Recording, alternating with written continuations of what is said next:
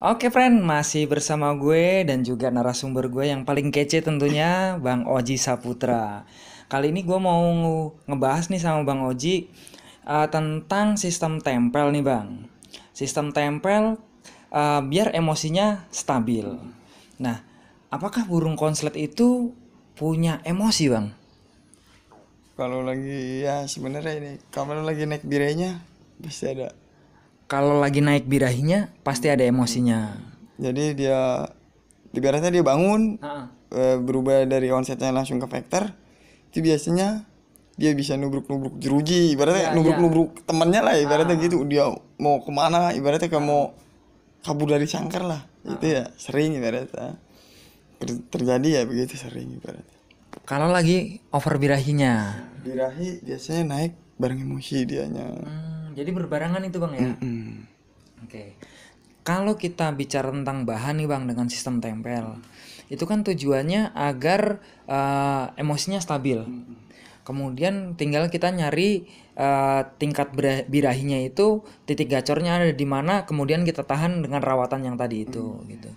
Kalau dengan sistem tempel itu Bang, itu efektif gak sih Bang untuk kestabilan dari emosi dari bahan-bahan konslet tadi gitu? Menurut saya efektif sih. Iya, Efektif ya. iya. Anggaplah ya bukan saya aja sih ya Ah, yang pakai sistem kayak gitu, pasti menurut saya yang pemain konser pasti emang pakai teknik kayak gitu. Ibaratnya ya emang udah apa ya? Ya dipelajarin lah semuanya ya kan, dia ah. dengan burung single itu kayak gimana, dengan burung di jejer-jejer begitu gimana. Ya makanya setiap pembahasan konser pasti ada pembahasan ini sih biasanya kan, Hmm, burungnya dengan di ini diliatin pasti berjejer-jejer ya kan biasanya ya. ya, di situ kan sebagai contoh juga lah ya, biar semuanya ya emang harus diterapinnya kayak begitu. Dengan sistem tempel. Mm. Nah, Bang, eh, apa sih bedanya gitu tentang kestabilan emosi dengan sistem tempel dan kestabilan emosi dengan langsung diuntul nih, Bang? Itu bedanya dan efektifnya lebih efektif mana dan bedanya tuh di mana itu, Bang? Ya menurut saya ini kalau bahan ya, Ah, ah.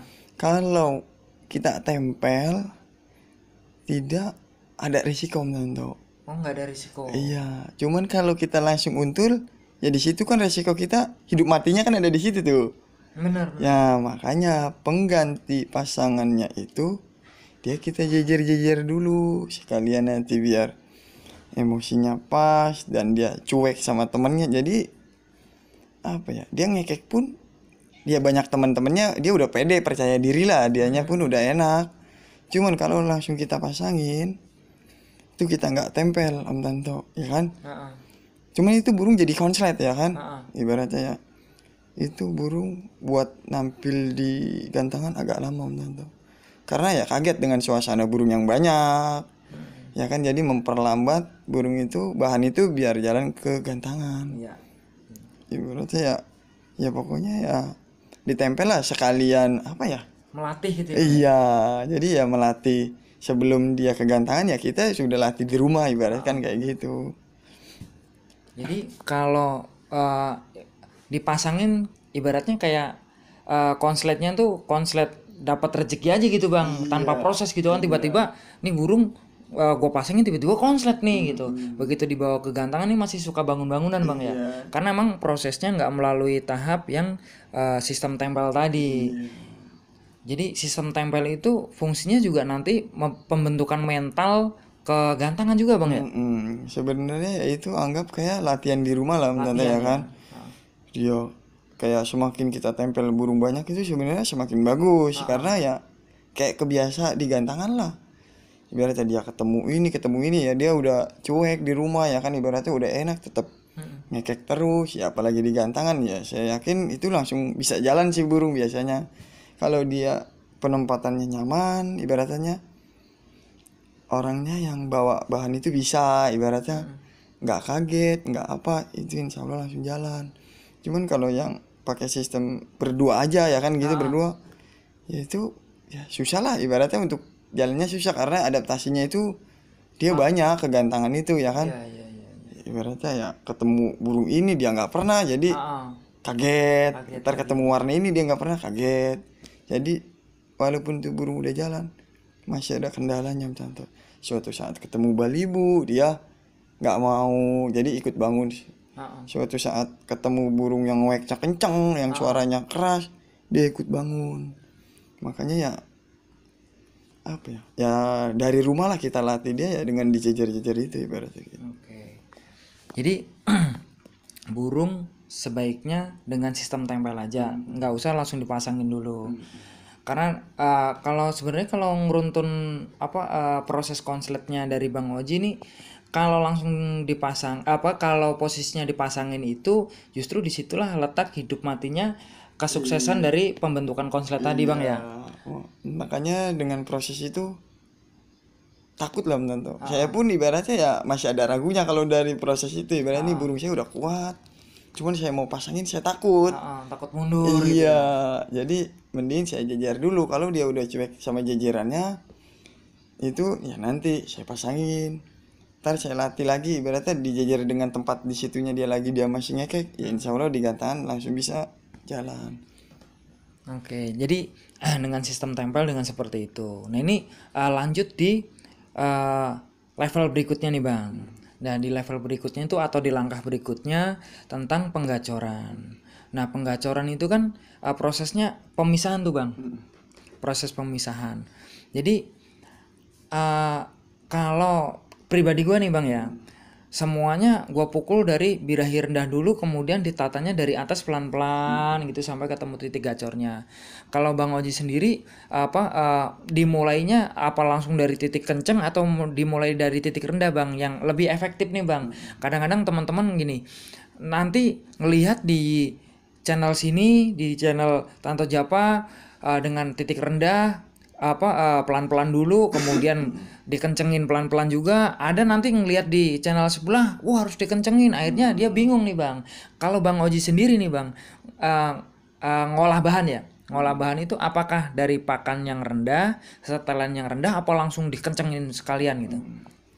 Kalau saya sebenarnya ada patokan ya menurut ya, karena saya udah berpikir kalau betina itu sering ada di birahi rendah.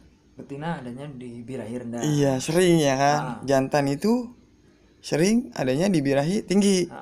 Ya suatu saat saya dapat jantan pasti langsung saya tinggiin dong ya, karena saya langsung nyari ke tinggi. Tapi kalau saya dapatnya betina itu saya rendahin. Cuman biasanya saya dapat gambling lah ibaratnya, ini burung betina atau jantan ya kan.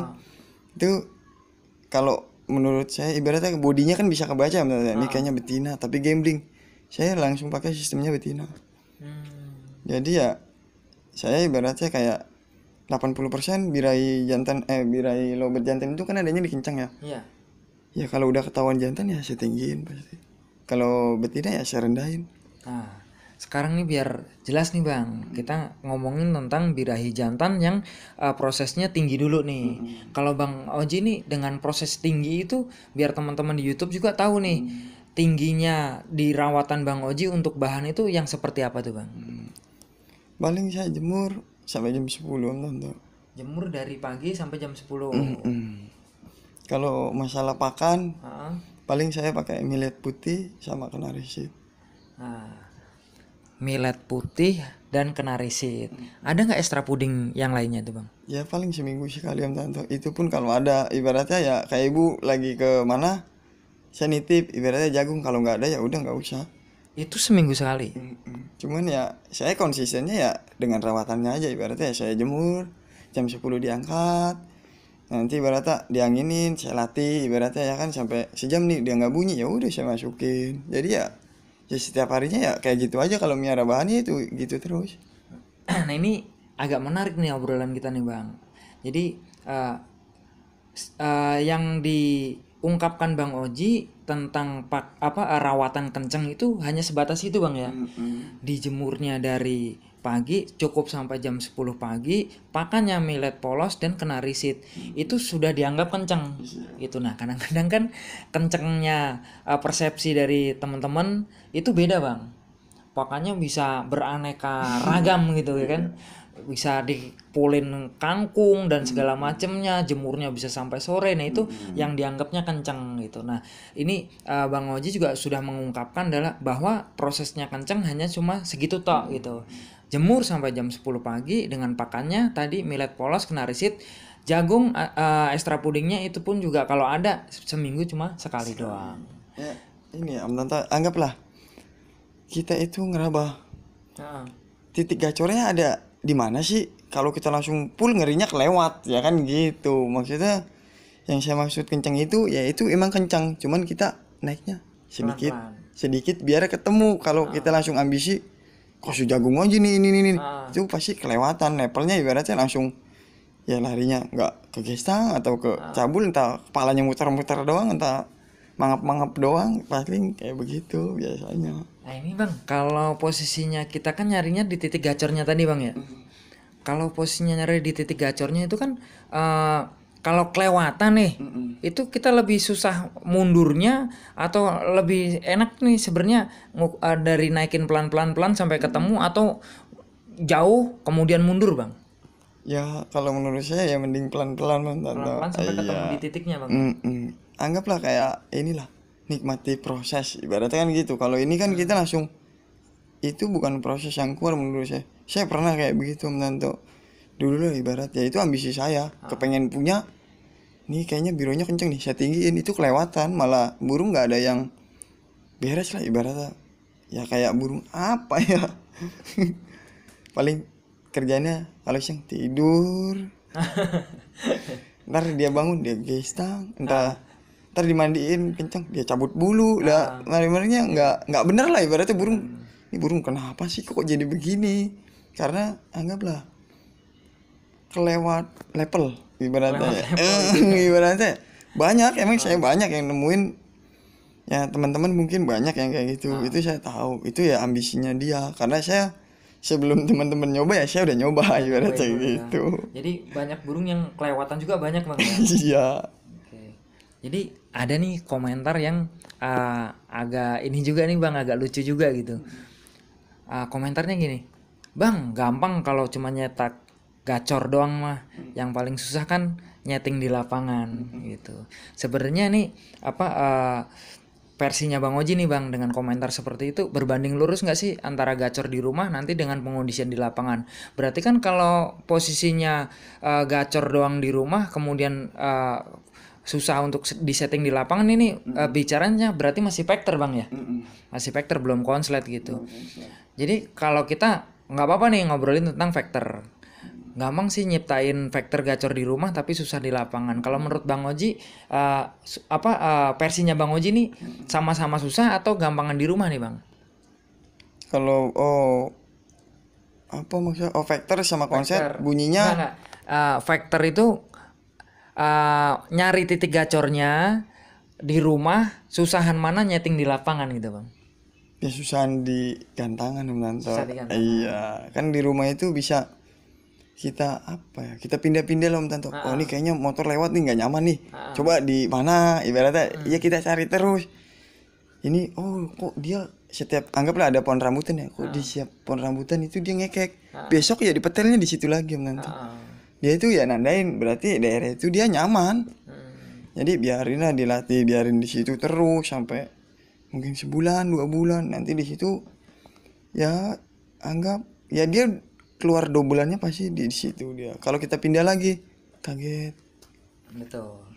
Jadi kalau nyikapin yang komentar tadi itu Bang tentang mudah sih dalam menciptakan gacor di rumah tapi lebih susah nyetingnya di lapangan. Tapi sebelum nyeting di lapangan kan kudu digacorin di rumah dulu nih pertanyaan. Ya kalau kita nanya balik gitu kan. Lah kan sebelum gacor di gantangan kan pasti di rumah dulu kita latihan dulu nih gitu kan. Nah, setelah di rumahnya oke baru kita sekolahin dulu nih. Nih burung nih maunya yang kayak gimana nih? Mau di tengah, mau di pinggir, maunya yang seperti apa, mau dikencengin, mau dialusin. Nah, itu kan nanti settingannya di lapangan gitu. Jadi semuanya itu tetap proses Bang ya. Baik itu di rumah ataupun di lapangan semuanya tetap pakai proses. Itu untuk komentar yang menurut saya cukup ini juga sih menggelitik juga nih Bang. antara susah mana nih antara gacor di rumah tapi lebih susahan katanya nyeting di lapangan ya. Menurut Bang Oji susah di lapangan bener Bang ya, karena butuh tiket. Tiketnya harus beli 3 kali. Kalau di rumah kita pindah lagi nggak bayar, cuma kalau di lapangan bayar. Kalau di rumah kita mau gantungin berapa kali kagak bayar Bang ya. Emang benar kalau kata Bang Oji, lebih susah di gantangan karena harus pakai tiket gitu. Kalau seminggu kali 100 ketahuan udah 700. Tapi kalau di rumah kan gratis. Modalnya cuman kopi hitam. Itu pun juga ngaduk sendiri Bang ya. Iya. Oke teman-teman, ini intermezzo aja biar teman-teman nggak tegang juga nih dalam nyimak YouTube kita nih. Itu aja sih yang pengen gue bahas nih Bang untuk hari ini tentang sistem tempel dan bagaimana cara penggacorannya. Mungkin teman-teman selama ini dengan sistem tempel yang seperti apa, kemudian belum begitu jelas juga dengan konten kita. Monggo silakan berkomentar ataupun kejadian dari temen nih, Bang loh saya kejadiannya seperti ini setelah di sistem tempel. Monggo silakan di komentar di kolom komentar. Insya Allah nanti kalaupun itu belum kita bahas, kita langsung bikinin konten langsung. Ya Bang ya. Oke nih cukup Bang dari kita nih Bang. Salam dari kita. Konslet masih asik friend. Oke, terima kasih buat yang sudah menonton di channel YouTube-nya Tanto Java. Jangan lupa untuk subscribe, like, komen, dan juga share. Matur suwun.